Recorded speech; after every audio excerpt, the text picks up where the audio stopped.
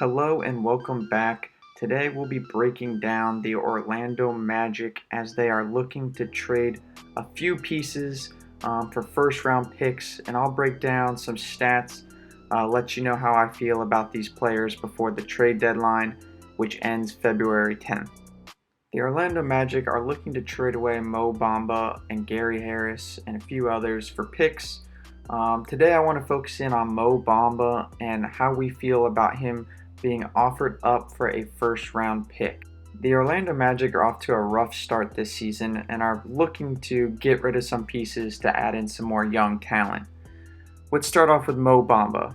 He's a 7-foot center, born in 1998, so he's only 23 years old, went to Texas University, and was the 6th pick in the 2018 NBA draft. The Orlando Magic fan base still believes that Mo Bamba has a lot to tap into in order to grasp his full potential as an NBA pro. They are saying that his third to fourth year, which is currently the 2021 to 22 season, we are starting to see Mo Bamba reach the ability that a lot of people sought after with the 6th overall pick. And I'm here to question the development that we are looking at from these two seasons. Has he really improved that much? And can we be sure that he is worth a first round pick? Here are my points of concern for the Magic and teams that are looking to trade for Mo Bamba. In the 2020-2021 NBA season, which would be last year, Mo Bamba averaged 8 points, 6 rebounds, and a 47% field goal percentage for the season. He also only played roughly 16 minutes a game. If this is supposedly Mo Bamba's breakout season, why aren't we seeing him being talked about a most improved player? He averaged 8 points last season. This year he's averaging 10. That's only one more field goal per game. He went from 6 rebounds to 8.4 rebounds, which is a good improvement for almost 3 more rebounds per game, and he's also improved his blocks from 1 to 2. This is great when you're looking at it from a statistical standpoint. His numbers are going up across the board. But when you look at minutes per game, he's playing 13 more minutes per game. That's a full quarter more on the court. He's also started 32 games this year when he's only started 6 over his first 3 seasons. Sure, he's getting more playing time and he's slowly developing, but we're in year 4 now. How much more development do you need to see? And he's getting the minutes. So what else can we see to go from 10 points to 20 points where he may be worth a first round pick? And you don't necessarily need to be averaging close to 20 points to be a first round pick. There are many teams out there that could benefit from adding Mo Bamba to their lineup. And some of these teams are considered contenders, and that's where I think Mo Bamba would fit in well. He needs to be on a team that can provide a role for him, a defensive role that can spread the floor. And some of these teams include the Bucks, the Mavs, the Nets. All these teams could offer maybe a late first round pick and see Mo Bamba improve their roster and their lineup as they head into the playoffs.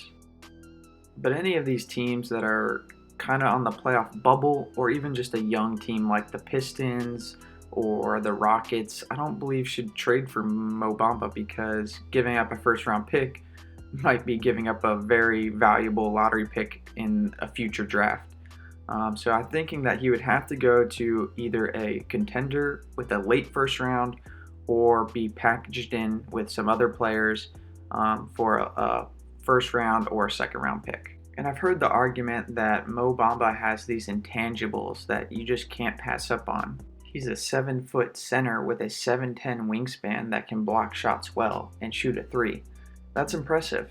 But when you're looking at his net rating, which is your average plus minus per game, and when you're looking at the Orlando Magic lineup and you compare all the centers that have been on the floor, Mo Bamba has the worst net rating on that team with a minus 10.7. Now sure, the Magic have been struggling for a few years now, but you would like to see that net rating be better than some other players on the team.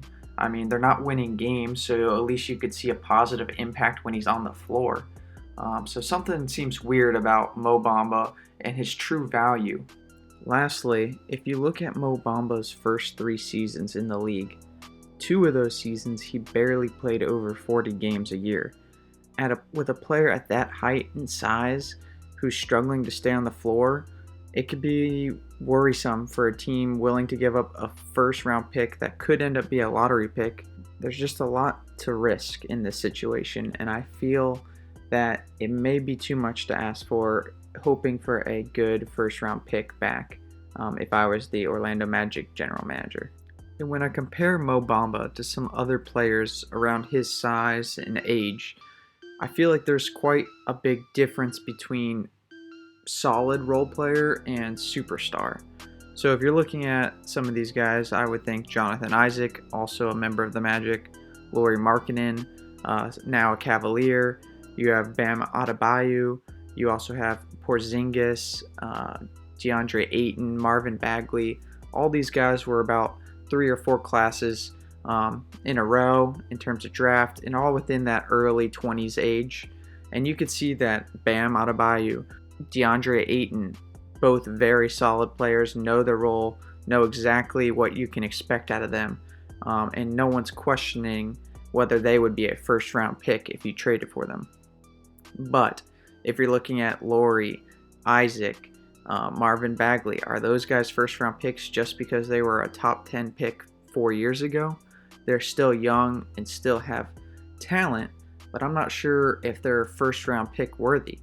Now, my comparison with this scenario would be Mo Bamba for a first round pick straight up. And I know that's very unlikely due to salary cap and trading players of similar contracts, but I just don't think he's worth a first round pick by himself. I think you might have to throw in another piece, and then another team may throw in something else, or a 3-way trade. In terms of the Lauri Markkanen situation, how he got to Cleveland, you could see that Derek Jones went to Chicago, Larry Nance went to Portland, and then we got Lauri, while the Blazers also got offered a conditional first round pick during this trade. In conclusion, I don't think Bamba is a lock as a first round pick in terms of trading for him. Maybe one of these contenders would be willing to consider giving up their first round pick if they know that it's going to be a late first round, very close to second round pick. Mo Bamba's young, he has talent, he's getting minutes this year. If he goes to a contender, is he going to get less minutes? Are his numbers going to go down?